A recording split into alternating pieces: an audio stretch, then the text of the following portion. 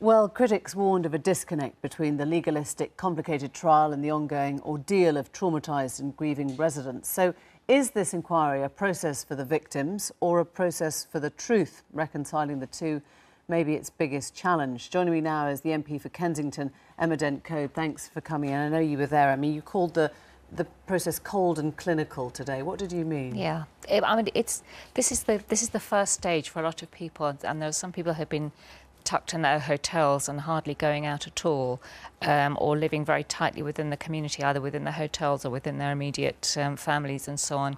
And this is the first time they've been out in public. And right from the beginning, a lot of people arrived quite early to make sure they had a seat, and they were left outside in the hotel, you know, right outside, faced by the press, and that was very insensitive. And that was something which maybe most people wouldn't think about, but actually a lot of people didn't want to be faced by the press at all, and so they were standing up there for 20 minutes. That was just one thing.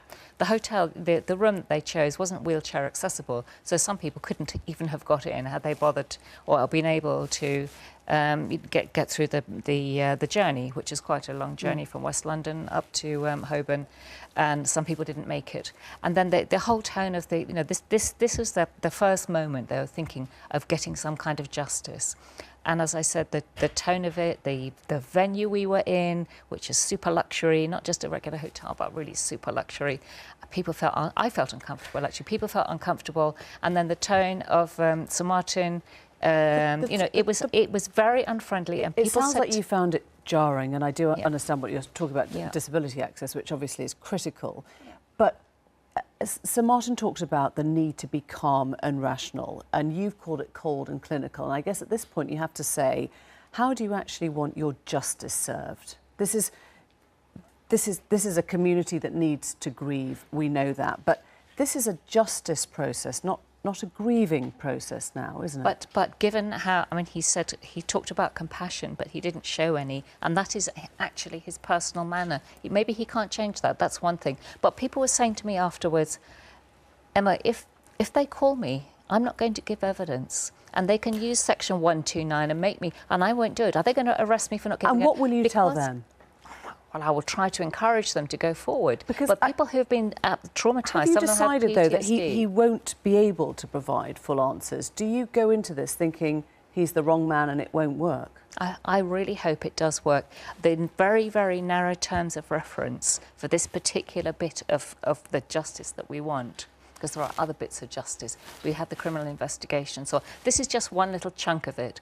For this little bit, maybe he's going to be I'm sure he's very meticulous. He was very meticulous. If people won't engage properly because they don't trust the process, it's going to be difficult. I'm not going to tell them to do anything, of course not. I hope they do engage. But they may not trust the process if it is being undermined by people in the community that they respect. This process has been given the full weight of authority. Isn't it really important that you don't undermine its chance by talking about chandeliers or big buildings? I was reflecting what people were telling me. I don't make this up. I was reflecting what people were telling me. I was sitting there feeling uncomfortable, and somebody, they came in and said, what are we doing in this place? And so I'm reflecting what I'm told. I don't make things up. But do you say that this is a legal process that's starting now, and actually the way to get the most out of it is to let a man who is a retired judge, presumably you do have faith in his ability as a judge. He's a very meticulous man, there's no doubt about that. But the setting was wrong, the whole process of getting there was wrong. Why were we in Holborn? I don't know. The whole thing was very confusing, and it looked messy, and it didn't look organised. I don't know. It just felt very strange. It sounds like a perception thing. It's just a perception thing that you're saying, as opposed to... Yeah, but given the lack of trust in any form of authority with a lot of people, it was a very poor start. Dent Coad, thank you. Thanks for coming in.